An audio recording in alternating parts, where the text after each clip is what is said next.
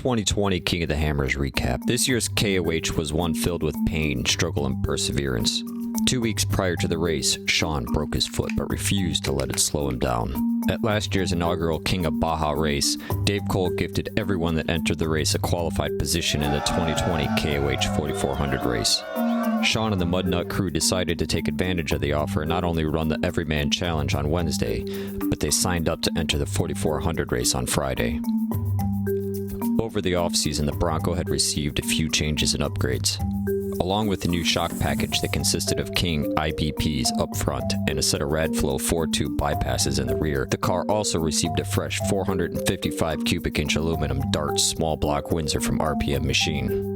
Another big change this year was in the form of a new partnership with Milestar Tires. They helped set the team up with some of their Patagonia MTs in 37 inches for the EMC race, as well as some of their Black Label 40s for the 4400 race. The festivities started with Sean arriving on the lake bed Thursday the 30th, where he began setting up for the week. Activity started Friday when Sean met up with Phil Accardi, aka Shock Jesus, to dial in the new shock package. During the tuning, he noticed the Bronco had a performance issue with the fuel injection. He tried several different things, including swapping in the backup ECU, but the problem still remained. He finally decided to swap out the entire engine harness with a spare before calling it a day. Saturday morning, Kevin, Drew, and Mike arrived with just enough time to get in a quick nap before Sean and Kevin loaded up to test to see if the harness made any difference. They returned with smiles and a perfect running car with more power than it has ever had. Some final shock tuning was done and the rest of the day was spent pre-running the first lap of the race course. Once they had arrived and set up, John and his co-driver Jason went out to pre-run the new rock trails that would be part of the Friday race. Sunday was spent giving the car a final once-over in preparation for Monday's EMC qualifying run. Last year's national points earned Sean a position in the 4 o'clock power hour for the EMC qualifying. Power hour can be a blessing and a curse. The drivers get better coverage, the lighting makes for epic videos and photographs. That same light also makes navigating the course more difficult with the low-hanging sun and harsh shadows. In the end, Sean was able to lay down a 3-minute 30.510 second run, which would put him 7th in class and 34th off the line starting for the Wednesday's race. Tuesday, the boys installed the 40-inch Patagonias and prepared for another test run at the qualifying course to secure a starting position for Friday's race. They ran a conservative pace and laid down a 3-minute 54.992 second run, which netted them 84th starting position. The rest of the day was spent in tech and contingency for the EMC race, swapping the 37s back on, loading the pit support vehicles, and giving the car a final once-over before the next day's race. The EMC race. Wednesday, the day they had been waiting for. The team was up and staging as the sun began to warm the cold desert air. Time seemed to stand still until Sean and Kevin took the green flag and headed off into the desert. Things were going well when Sean was just getting a solid pace when he began closing on a car ahead of them while climbing one of the loose, rocky hills only 3 miles into the race. He chose to try and make a pass on the car, and unfortunately the line he chose contained a large rock. The car struck the rock and pitched hard before coming to a stop. In the chaos, Sean threw the car in reverse in order to attempt to back out if it started to roll. The jolt was more than the transmission can handle, and something physically broke inside the transmission, causing them to lose reverse. Once the car settled, they were able to slowly maneuver off the rock and continue on. Not knowing if the transmission would hold up, Sean chose to run a conservative pace and push on. They successfully completed the desert lap with no further issues. Yay! Back in the main pit, the crew topped the car off with fuel and sent them off for lap 2. Once in the rocks, the challenges started. With no reverse, the decision was made to attack the course with a vengeance. Working together with Sean behind the wheel and Kevin outside of the car spotting and running the winch, they continued to steady methodical pace through the rock trails. Anytime the course required backing, Kevin would run the winch under the car and use it to pull the car backwards until they could make another attempt at the obstacle.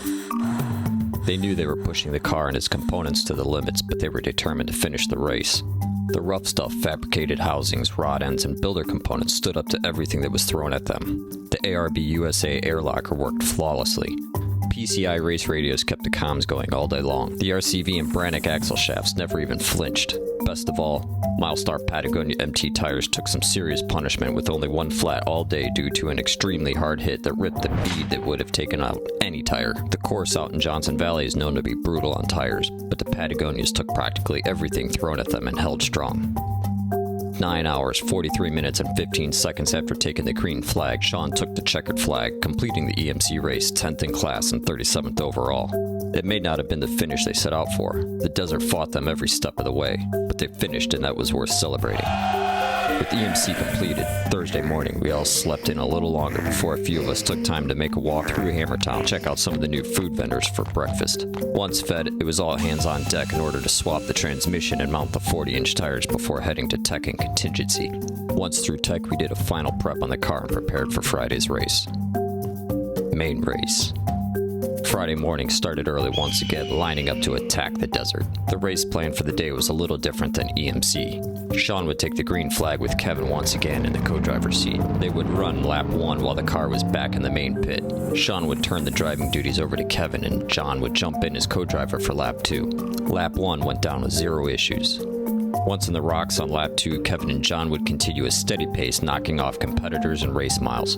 Just before coming into pit 2, Kevin missed a turn and they took the Bronco down a steep, rocky hillslide. The unplanned route resulted in a damaged tire. Again, the only flat of the day. From there, things went smooth until they got to Spooner's Canyon. While attempting to navigate the canyon, they developed issues with the throttle cable sticking. They were able to do a makeshift repair and lift the car back to main pit. Once back at main pit, the crew had a new throttle cable ready to swap into the car. At this point, Kevin would turn over the driving duties to John and his co-driver Jason would jump in for lap 3. With repairs completed and fuel topped off, John and Jason headed out for the final lap.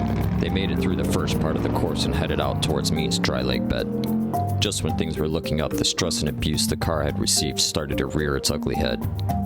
Around race mile 114, the car developed an electrical issue and stopped running. John and Jason spent the next few hours attempting to determine the fault. With the sun going down and the battery almost out of power, the decision was made to call the race and initiate recovery. A spare battery and jumper cables were sent out to Sean and Kevin in John's LJ, and they headed off into the dark to recover the car.